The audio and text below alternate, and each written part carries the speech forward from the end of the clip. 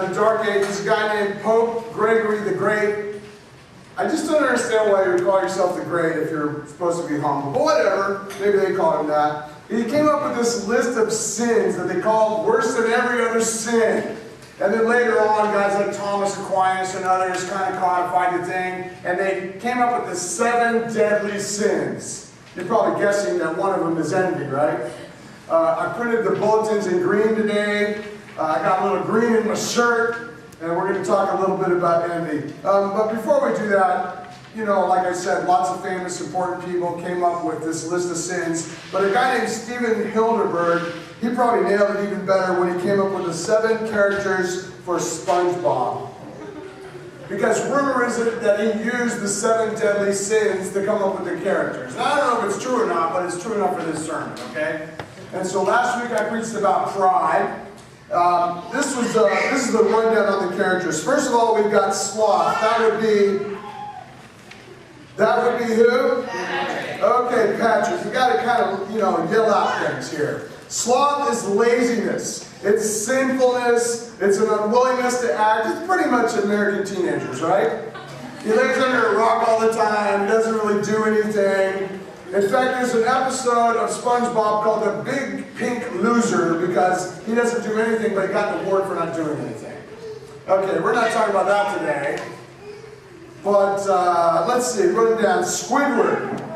What would Squidward be? Right, he hates everybody, and he especially hates SpongeBob. He's angry pretty much all of the time, and he's probably an American. Okay, we got Mr. Krabs. Do we need to really go into this one in great detail?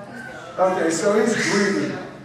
We got Plankton, and he is envy. And we're going to spend some time on today. Plankton is envious of Mr. Krabs because Mr. Krabs has the Krusty Krab, and he's successful, while the Chum Bucket is a failure. His envy drives him to try to steal the Krabby Patty formula. That's the basically running thing of the show. Then we got Gluttony, which is Gary, because he eats, and there's a running story, you got to feed Gary, don't forget to feed Gary, and Gary even ran away at one time because SpongeBob failed to feed him.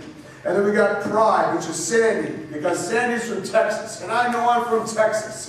It's the Lone Star State, and it's something to be proud of. But she takes it way, way too far, and she's like way better than everybody else because she's an air breather. Anyway, and we got SpongeBob, which is lust. And most people say, well, that's weird. That has nothing to do with internet pornography. I know that. But lust is more than that. And specifically, this kind of lust is the kind of lust that you want everyone to like you. And you're super over like everybody. It's a problem. We'll get into that one day. You guys still with me? Yep. Are you still with me? Yes. All right. Listen, I'm making fun of it kind of a little bit, but here's the truth. All sin is deadly. All sin separates us from our God. All sin. True? True. Here's a verse for you. Hebrews 12:1. It's the second part of the verse. Let us throw off everything that hinders and the sin that so easily entangles, and let us run with perseverance the race marked out for us. And so what the author of Hebrews is saying, listen, sin separates us from our God, but it entangles us. It ties us up, and it keeps us from being able to run or walk the walk of faith. And so a lot of these sins, these 7 deadly sins, we just don't even recognize them in our lives, and frankly, sometimes we celebrate them, not realizing the damage that they do to us. James, one of my favorite books in the Bible because my name is... James. Yeah, I know. No, it's James. It's a nickname. These teenagers today. So James 3 is in your bulletin. It's also in the Bibles in the back of the pew. If you don't have a Bible, I encourage you just to take the one from the pew and keep it. Write your name in it. It's yours. If you don't have one in the pew, then we'll get you one from out back. But if you don't want to do all that, at least open the bulletin or read on the screen with me. And here we go. Are you ready? James 3:13. Who is wise and understanding among you? Let him show it by his good life, by deeds done in humility that comes from wisdom, or in the humility that comes from wisdom. But if you harbor bitter envy and selfish ambition in your hearts, do not boast about it or deny the truth. Such wisdom does not come down from heaven, but is earthly, unspiritual, and of the devil. For where you have envy and selfish ambition, there you find disorder and every evil practice. But the wisdom that comes from heaven is first of all pure, then peace-loving, considerate, submissive, full of mercy and good fruit. It's impartial and sincere.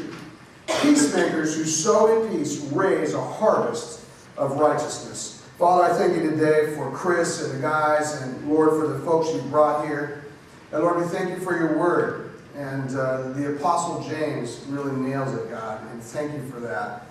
Lord, I pray today as I try to teach your word that you would just send your Spirit to open up our hearts and let us know what's right and what you want from us. And I pray it in Jesus' name. Amen? So what was the sin that caused Cain to kill his brother Abel? What sin was it? You can probably figure it out. It's on the bulletin, right? Listen to this verse. Genesis 4:6. God talks to Cain. Then the Lord said to Cain, why are you angry? Why is your face downcast? If you do what is right, will you not be accepted? But if you do not do what is right, sin is crouching at your door. It desires to have you, but you must master it. Did you catch the verse in James where it says that all of this wisdom, this envious kind of wisdom, comes from the devil? Let me translate that a little bit more. It's demonic. It's crouching at Cain's door, ready to launch an attack on him. And so what God is saying is this: you don't realize this envy thing that you have, which is what he had for his brother, but it is not just a little sin. It is a huge sin. And it's a sin that we don't want to announce that we have, and we think it's maybe not a big deal, but it will get you. It'll get all of us. It's not a personal sin at all, is it? Is it? Right. Nobody else knows that I got envy. Right? It's just a personal thing. It doesn't hurt anybody. It doesn't matter if my neighbor's house, I like it more than I like my house.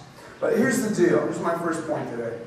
At its core, envy resents any good being experienced by another. Envy resents any good being experienced by another. Now, how can that be deadly? How can that hurt anybody else? Dude, that's American, right? Isn't it? How can it bother anybody? Well, for starters, it hurts the envier.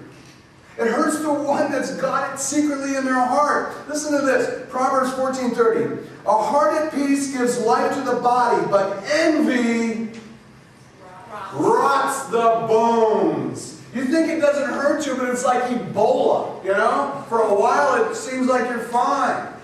But then all of a sudden you're not fine. And it was in there the whole time. And then after it hurts you, it hurts others. So first it was hurting Cain, and then Abel got his head crushed in with a rock.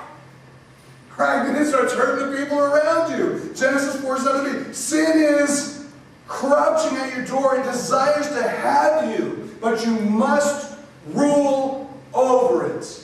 And God told Cain that the answer was to do what is right. Didn't he? He said sin is crouching at your door, that it would destroy you. But here's what's happening. Cain is envying this relationship that his brother has with God. They both bring offerings to God, but Abel brought an offering that was first fruit, and his heart was clean and pure, and his relationship with God was pretty awesome. What's wrong with that, right? But his brother didn't like it. Why not? Because he didn't have it. Because he had a problem in his heart. He wanted to be in his brother's shoes. Well, all he had to do was do the right thing, and he would be in his own shoes with the right relationship with God. But he refused to do it. He wanted to be his brother. Why couldn't he just be himself? Live his own life and earn God's approval in his own way, the way that God designed for him. Listen, envy is an emotion too, isn't it?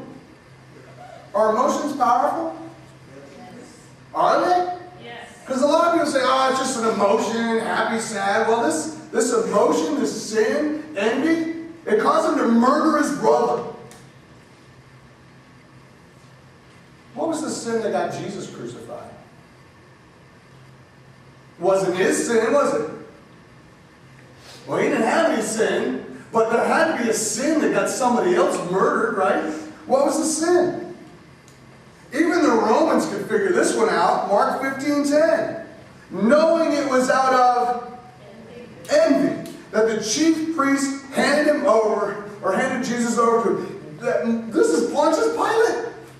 Pontius Pilate knows that they just envy him, that he's teaching and doing miracles, and so he washes hands of it. He couldn't really wash his hands of it. He's a sinner too, right? But it was because of envy. And here's the deal. All sin is against God, isn't it? Yes. All sin is against God. So if I have a little bitty sin in my heart, is that not a sin against God? Just the same as a huge sin? Yes, and envy is no exception. Here's what envy says. I got some notes here. I am not grateful or happy in what I have or my situation. I am not grateful because God has not been fair. How many Americans you know said, this is not fair? Well, whoever said it would be fair. You know? Whoever said it would be fair. And no one ever said it would be fair. And so what envy does is it disparages the God that made us. You are unfair. You, God, the first sin that ever happened, who was it blamed on first? Well, first he blamed on the woman. Well, yeah. But then again, he's like, that woman that you gave me. I like that verse. In the end, not only does it disparage God, but it disparages ourselves. It doesn't acknowledge the place that we're supposed to be in, the gifts that we have. It's not grateful for that. And after it does that, then it disparages other people. It does. Thomas Aquinas, super famous guy, same guy who was coming up with the 7 deadly sins. He said this: both charity and envy have the same object. Our neighbor's good. Charity rejoices, and envy grieves. And so your next door neighbor rolls in with a new car, and you either say, that's awesome! Your hard work is paying off. All those years of schooling when I was screwing around, good job! Yeah. We're like, really? Really? Because I've been doing nothing and I deserve the same thing? But when it comes to envy, this is interesting. In envy, everyone is a loser. Everyone is a loser. No one wins. I already said it. You know, you disparage God, you bring it on yourself, you're throwing it out at other people. And I told my kids this week, we're talking, I said, you know what I think the saddest sin is? Let me guess, Dad, you're preparing a sermon on envy. Must be envy. Yes, it's envy. Why is it the saddest sin? Because with every other sin, I don't care what it is, at least there's a moment of some kind of satisfaction, right? I mean, I'm not saying it's good, don't run out and do it. I'm just saying with every other sin, whether it's stealing a cookie, at least you can eat the cookie. But this sin, there's no happy person. Look. I stole a cookie yesterday. I got caught. I ate it. It was this big. With every other sin, at least there's a moment of gratification of some sort. In envy, there are no winners. It infects the soul. It rots the bone. It renders the person useless to God, useless to others, and useless to self. Now, who can win from that? Envy is so bad. It's the only sin that has its own color. Name another sin that has its own color. Lust? What color is that? Red. Oh, stop. It is. Okay, Valentine's Day? Well, I think you're wrong. Right? Because it doesn't fit into my sermon. My sermon says it's green. I even got a little green in my shirt today, see it? Just a little bit of green. So envy has its own color. Why green? Because green is the color of sick people. It's not the color of well people. Okay? When you are sick, you look a little green. I don't care what hue your skin is from the beginning. When you're sick, you still turn green. That's the way it is. It's the color of nausea. Who wants to hang around with somebody who's got Ebola? I mean, even the nurses that love and care, I mean, they don't want to, that's not cool, man. Who wants to hang around with somebody who's got the flu. This morning I had a nosebleed. Have you noticed the weather's changed? I don't know how long nosebleed in my car. And the young lady I brought to church said, "You're going to have to sanitize your hands."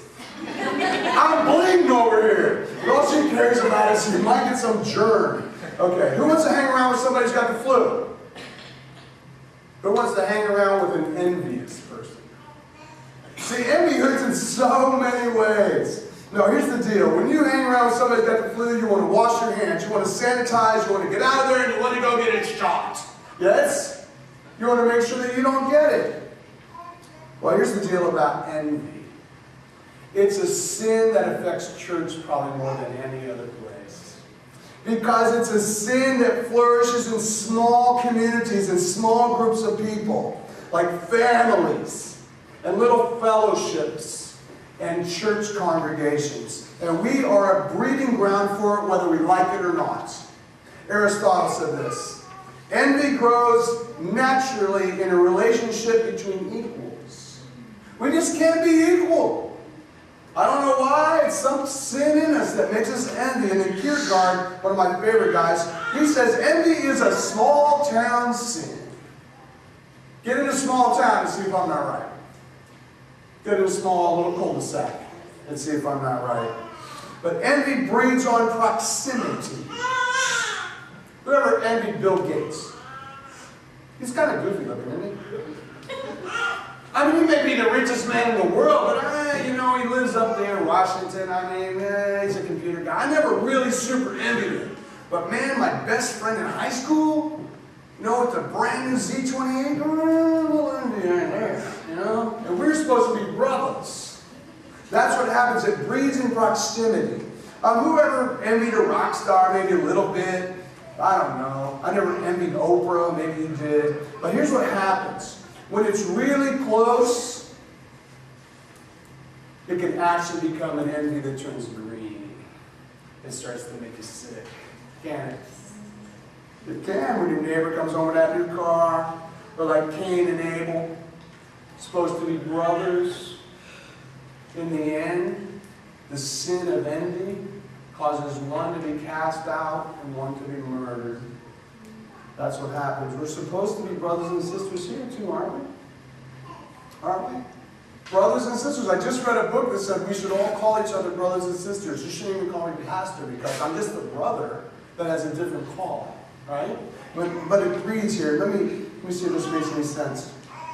We can easily see ourselves in the shoes of someone who's real close to us, can't we? And then if we're in their shoes, then it's much easier to desire their material possessions, or their talent, or their prestige, or their spiritual gifts, or their positions. And we might start saying in our heart, very quietly at first, why not me? Hey God, why not me? Why has it got to be him or her? What's so special about him? What's so special about her? I know it probably doesn't fit in a sermon, but I've heard that when a beautiful young woman walks in a room, all the other women say one word or the other in their hearts.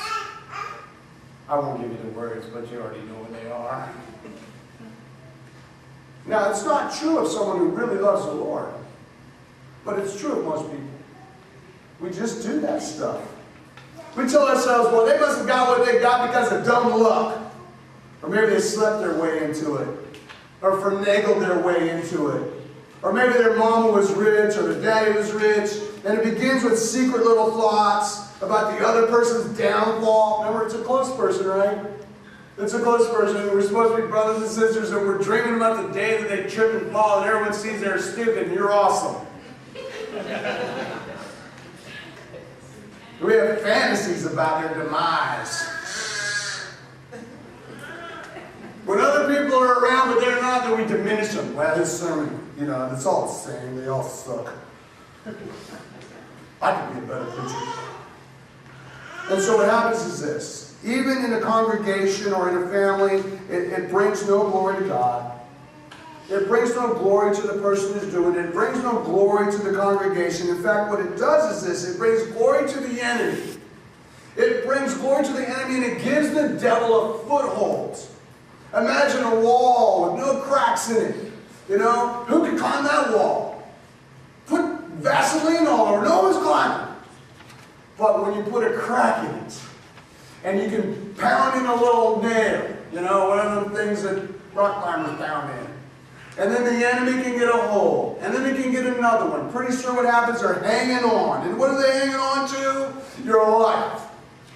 Your family, your church. That's what he's hanging on to. And pastors suffer from it. Evangelists suffer from it. Here's the deal. Have you ever heard this? Philippians 1:15. Paul said this. It is true that some preach Christ out of envy and rivalry.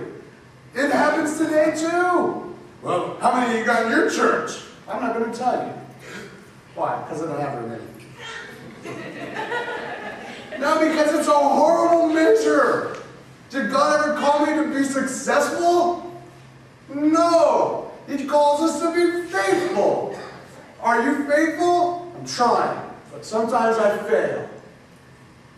Can I help you? Maybe. I mean, those might be the questions of people who weren't rivals, you know, and didn't envy one another. Solomon is supposed to be the wisest guy ever, and since God said he was, we'll say it's true. Solomon says this, that every single thing that ever happened was because of envy. Really? Yeah, he said it. Ecclesiastes 4:4. And I saw that all labor and all achievement springs from man's envy of his neighbor. This too is meaningless, a chasing after the wind. This is the only book in the Bible, Ecclesiastes, by the way, that has smart aleckness in it. You know, I love that book. I'm kind of smart aleck. And so I think the reason that envy is called deadly, or it's a deadly sin, is because we all have to be careful not to catch it. Or the truth is we all probably have it, and we have to be careful to let God start to root it out of us. To change us from the inside out. Because here's what happens. Envy, it feeds on slothful spirituality. Even if you're strong, maybe in the Lord, your faith's starting to grow, as soon as you start to back off of it, what will happen is envy will start to work its way in. And you don't even recognize it right at first. It's so sinfully subtle. You know, it's just a thought. But we've got to actively defend it. We've got to defend against it like any other sin. You know, you might say, hey, come over and look at this girl on my internet site. I'm like, whoa, dude, I'm not going over there, right? That's certainly not going to honor me. Well, that's real obvious.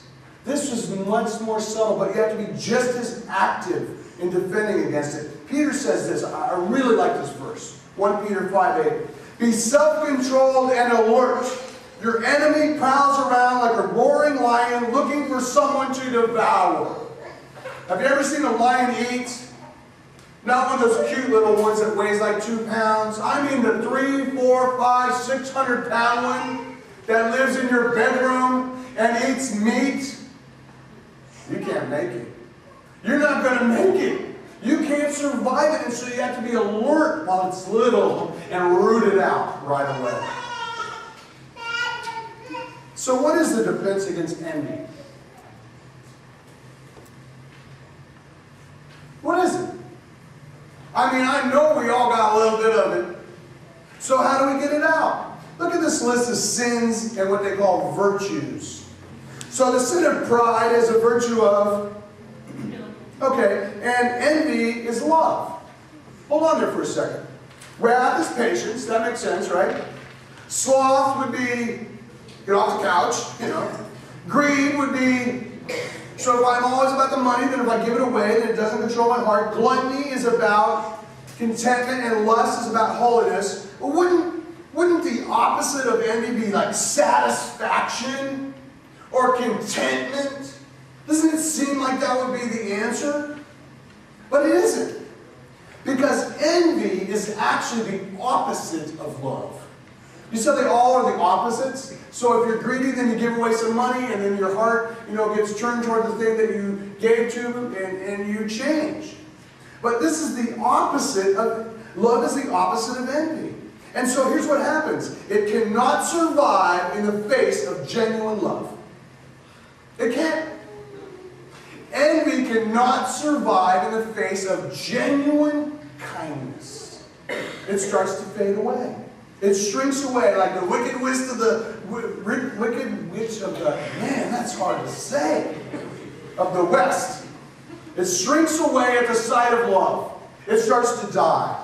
And so we actively defend against envy by genuinely loving one another.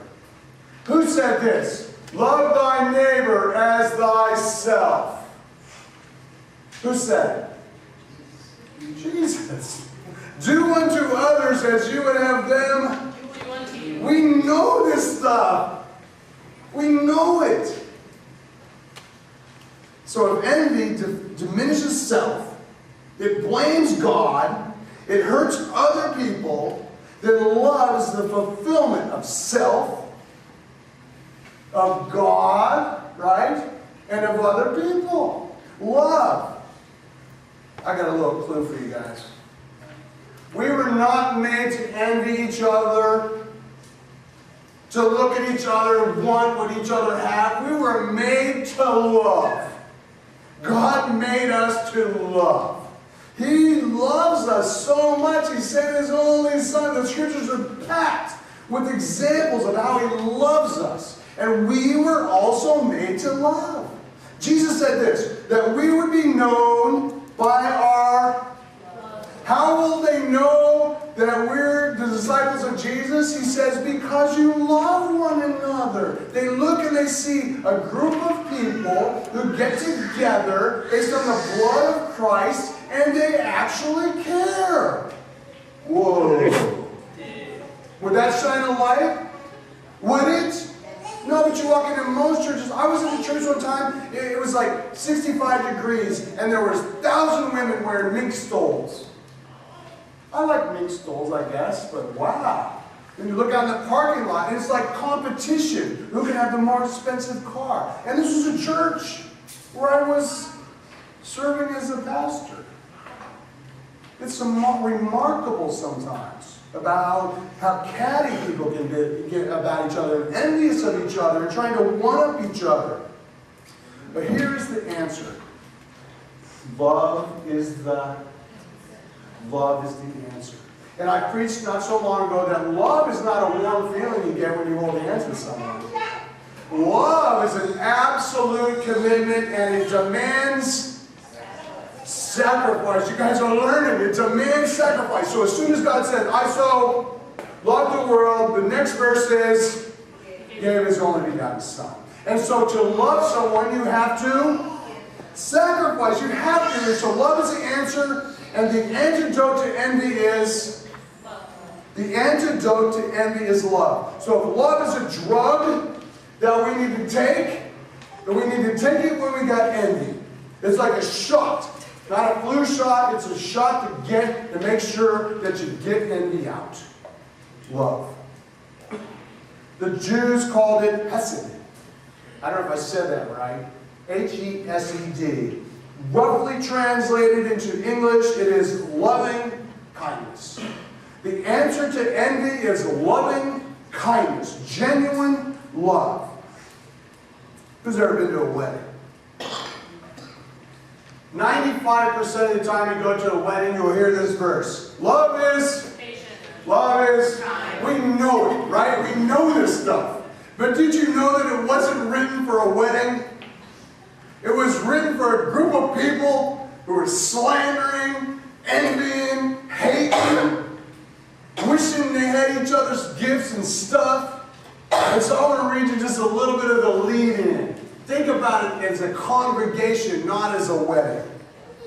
1 Corinthians 13:1, Paul says this, if I speak in the tongues of men and of angels, but I have not love, I am a resounding gong, a clanging cymbal. What he's saying is I go over there and I start banging on the cymbal. And I say, I love you, I love you, I love you. But all they hear is sin. They can't hear the love. If I have the gift of prophecy, and can fathom all mysteries and all knowledge, and if I have faith that can move mountains, but have not love, I am nothing. If I give all I possess to the poor, and surrender my body to the flames, but have not love, I gain Nothing. What they were saying is, well, I got the gift of prophecy. Well, I got the gift of preaching. Well, I got the gift of speaking in tongues. And so they're all like competing with each other. It's like, it doesn't matter what gift you have, what tongue you speak. If you don't love each other, you're done. Then he says this, love is Patient. right. And you can put your name in there. Put your name in there. Jim is patient. Oh, duh. That's not even fair. You know? Jim is kind. Yeah, as long as you bring any cookies. It does not envy. It does not boast. It's not proud. It's not rude. It's not self-seeking. It's not easily angered. It keeps no record of wrongs. Love does not delight in evil, but rejoices with the truth. It always protects, always trusts, always hopes, always perseveres. Love never fails. And let me just tell you right now, if you go into a church and you see love, bam, you're good. Because people are going to protect you. They're going to care about you. I screwed up. Well, I don't remember that. You don't remember that? Everyone else I've ever seen remembered all the things I ever did that were wrong. It always protects. Did you hear about Tony doing something? No, I didn't. As a matter of fact, and I don't want to because he's my brother. How about that? Is that too idealistic? Is it too idealistic for a people that get together in the name of Jesus Christ and the blood of Christ to say, hey, guess what? We're not going to slander each other. We're not going to envy each other. We're going to love one another. You guys have come up. But here's the truth. We live in a world that says envy is not a problem. In fact, envy is a good thing. Pride is a good thing. And here's the thing. I think it might be a good thing because it sets us up to be seen, to be noticed as completely different. I'm not saying sin is a good thing. I'm just saying when you see sin and you see the opposite, you're like, okay, so that's the deal. Paul said it's going to get worse and worse and worse.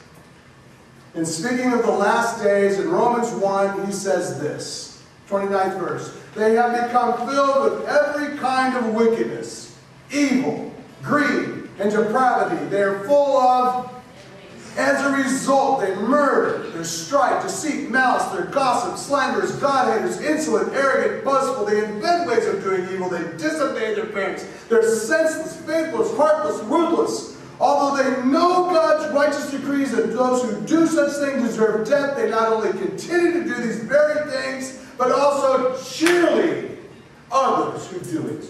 Who's Paul writing to? Is he writing to just a bunch of jerks? Pagans? No, he's writing to us. That's the problem right there. This little sin of envy with its own color.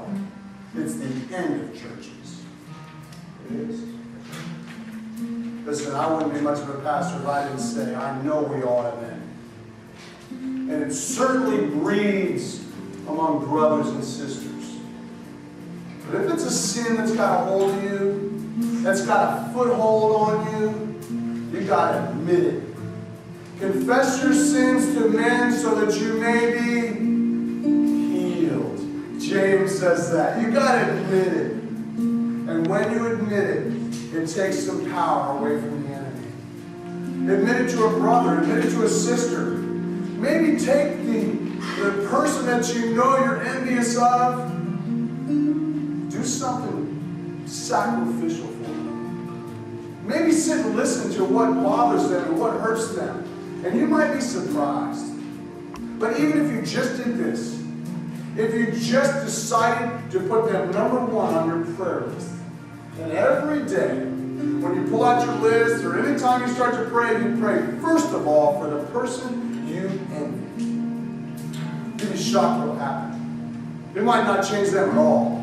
They might be twice the devil they ever were.